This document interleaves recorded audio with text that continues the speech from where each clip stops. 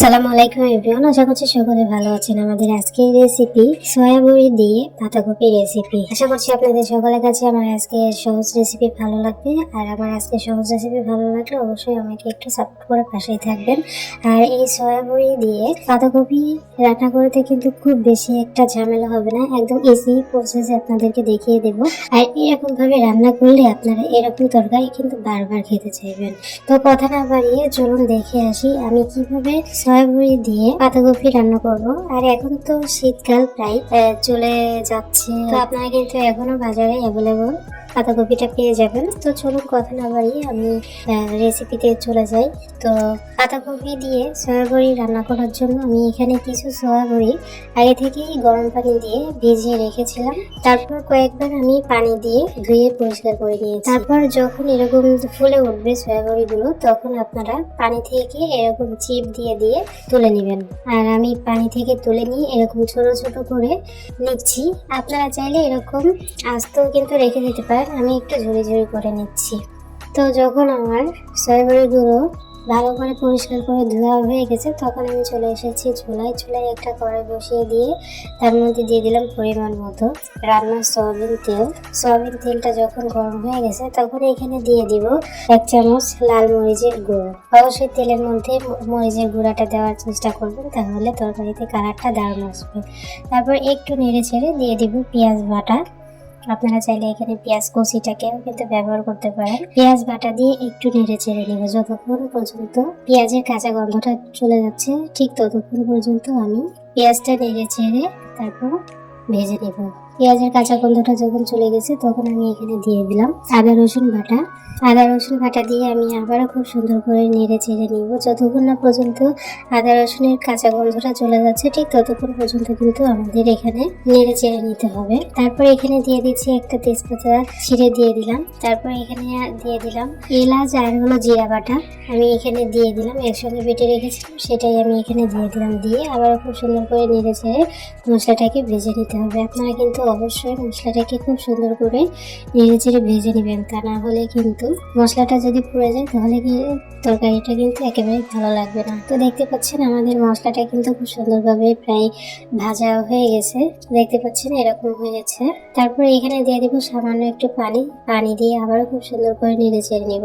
মশলাটা যদি নিচ থেকে ধরে যায় তাহলে অবশ্যই একটু পানি দিয়ে তারপরে নেড়ে চেড়ে নেবেন। আপনারা নেড়ে চেড়ে মশলাটাকে খুব সুন্দর করে কষিয়ে নেবেন। তারপর আমি এখানে দিয়ে দিব পরিমাণ মতো লবণ, আমি এখানে 1 চামচ লবণ দিচ্ছি।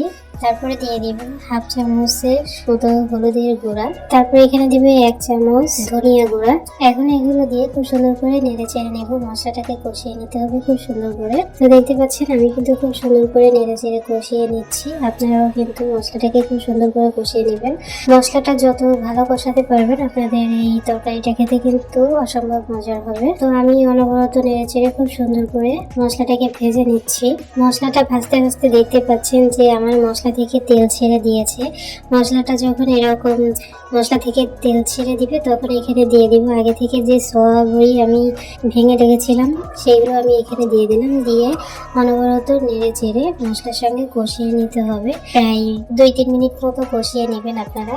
আর যদি দেখেন যে নিচে লেগে যাচ্ছে তাহলে অবশ্যই একটু পানি দিয়ে তারপরে মশলার সঙ্গে ভালো করে কষিয়ে নিন। অবশ্যই এখানে আমি যেভাবে দেখাচ্ছি অবশ্যই এইভাবে রান্না করে দেখবেন যে অনেক সুন্দর হয়েছে তরকারিটা। তো 3-4 মিনিট বা 5 মিনিট যখন হয়ে যাবে, তখন আমি এখানে দিয়ে দিব আলু আর হলো বাঁধাকপি। আমি আলুটাকে একটু ছোট ছোট করে নিয়েছি, আপনারা দেখতে পাচ্ছেন আমি কেমন করে কেটে নিয়েছি। আর বাঁধাকপি তো আমি কুচি কুচি করে নিয়েছি, দেখতে পাচ্ছেন। কিছু বাঁধাকপি আর আলু দিয়ে আমি খুব সুন্দর করে মশলার সঙ্গে নেড়ে চেড়ে নেব। নাড়তে নাড়তে দেখবেন যে বাঁধাকপিটা কিন্তু কমে গেছে। তারপর আমি বাকি বাঁধাকপিগুলো দিব একটু নেড়েছে। তারপর বাকি যে বাঁধাকপিগুলো আছে সেই সম্পূর্ণ বাঁধাকপিটা আমি এখানে দিয়ে দেব। শীতকাল কিন্তু এখনো যায়নি, তো আপনারা চেষ্টা করে এরকম ভাবে খেতে পারেন।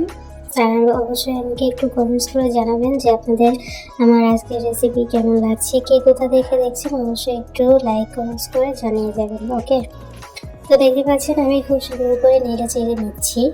অবশ্যই ভালো করে নেড়ে চেড়ে নিতে হবে। নেড়ে চেড়ে যখন নেওয়া হয়ে গেছে তখন আমি এখানে ঢাকা দিয়ে ঢেকে দিব, একদম কষিয়ে নিব কষানো পর্যন্ত। তো আমি অফ ক্যামেরায় কিন্তু কয়েকবার নেড়ে চেড়ে কষিয়ে নিয়েছি।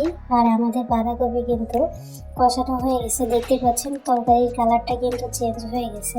তো আমি অনবরত নেড়ে চেড়ে নিয়েছি, আর আলুটাও কিন্তু বেশ সিদ্ধ হয়ে গেছে, আপনারা কিন্তু দেখতে পাচ্ছেন। কষাতে কষাতে আমাদের আলুটাও কিন্তু সিদ্ধ হয়ে গেছে। ঠিক এইভাবে কিন্তু কষিয়ে নিতে হবে আপনাদেরকেও, ঠিক আছে। বাঁধাকপির থেকে যে পানিটা বের হয়েছিল সেই পানি দিয়েই কিন্তু আমাদের কষানোটা কমপ্লিট হয়ে গেছে, এক্সট্রা করে আর কোনো পানি কিন্তু আমি দিই নাই। আমাদের বাঁধাকপিটা যখন ভালো মতো কষানো হয়ে যাবে তখন এখানে দিয়ে দিব পরিমাণ মতো পানি।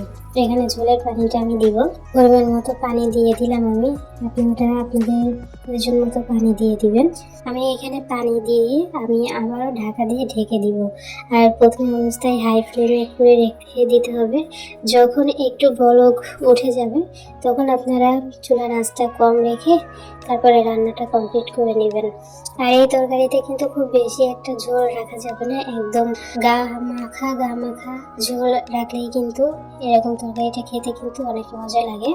তো দেখতে পাচ্ছেন আমি ঝোলটা এরকম ভাবেই রাখবো, আর একটু জাল করে নিব, এতটুকু রাখবো না। তো এই পর্যায়ে এসে দিয়ে দিচ্ছি কিছু ফালি করা কাঁচা মরিচ, আর হলো একটা টমেটো আমি লম্বা করে চিকন চিকন করে কেটে রেখে দিলাম, সেটাই আমি এখানে অ্যাড করে দিলাম। এখন কাঁচা মরিচ আর টমেটোটা দেওয়ার পর আমি আবারও ঢাকা দিয়ে ঢেকে দিব। আর এই পর্যায়ে কিন্তু চুলার আঁচটা আমাদের মিডিয়ামে আছে, মিডিয়াম আছে কিন্তু আমি রান্নাটা কমপ্লিট করে নিব। তো দেখতে পাচ্ছেন আমি আবারও 5 মিনিট ঢাকা দিয়ে ঢেকে দেওয়ার পর আমাদের তরকারিটা কমপ্লিট হয়ে গেছে, দেখতে পাচ্ছেন। এখন লাস্ট পর্যায়ে এসে আমি এখানে একটু জিরা গুঁড়া আর হলো গরম মশলা গুঁড়ো আমি এখানে 1 চামচ ব্যবহার করেছি। ব্যবহার করে এখানে ঢাকা দিয়ে ঢেকে দিব প্রায় 2-3 মিনিট মতো। 2-3 মিনিট পরে ঢাকা খুলে তারপর আমি নেড়ে চেড়ে নিচ্ছি। অবশ্যই আপনারা ভাজা মশলাটা ব্যবহার করবেন, তাহলে কিন্তু দারুণ লাগবে। আর নামানোর আগে অবশ্যই আপনারা লবণটাকে কিন্তু একটু চেক করে নেবেন। আর ঝোলটা কেমন দেখতে পাচ্ছেন আপনারা কিন্তু দেখতে পাচ্ছেন, একদম যখন ঠান্ডা হয়ে যাবে তখন ঝোলটা কিন্তু আরো কমে যাবে। এখন আমি আপনাদেরকে পরিবেশন করে দেখাচ্ছি যে আজকে রেসিপিটি কেমন হয়েছে। বাঁধাকপি এবং সয়াবড়ির তরকারিটা ঠিক কেমন হয়েছে, দেখতে কেমন হয়েছে আপনারা বাড়িতে অবশ্যই ট্রাই করবেন। আমার কাছে তো মাশাআল্লাহ অনেক মজার হয়েছিল। আর এই ভিডিওটা করা হচ্ছে রোজার আগে, আমি রোজার আগে ভিডিও করে রেখেছিলাম, সময়ের অভাবে আমি দিতে পারিনি, তাই এখন দিচ্ছি। তবে আমি যে যখনই দিই না কেন অবশ্যই আপনারা ট্রাই করে দেখবেন, অসম্ভব মজার হয় খেতে। এভাবে যদি আপনারা রান্না করেন তাহলে দেখবেন যে ছোট থেকে বড় সবাই কিন্তু খুবই পছন্দ করছে। অবশ্যই এভাবে রান্না করে দেখবেন আপনারা, ঠিক আছে। তো আমি আপনাদেরকে পরিবেশন করেও দেখালাম, দেখতে পাচ্ছেন কতটা লোভনীয় লাগছে। সো ফাইনালি আমাদের আজকের রেসিপি এতটুকুই। কেমন লাগলো অবশ্যই লাইক কমেন্টস করে জানিয়ে যাবেন। সবাই অনেক ভালো থাকবেন, সুস্থ থাকবেন। আমাদের পরবর্তী ভিডিও দেখার আমন্ত্রণ জানিয়ে আজ এখানে বিদায় নিচ্ছি। আল্লাহ হাফেজ।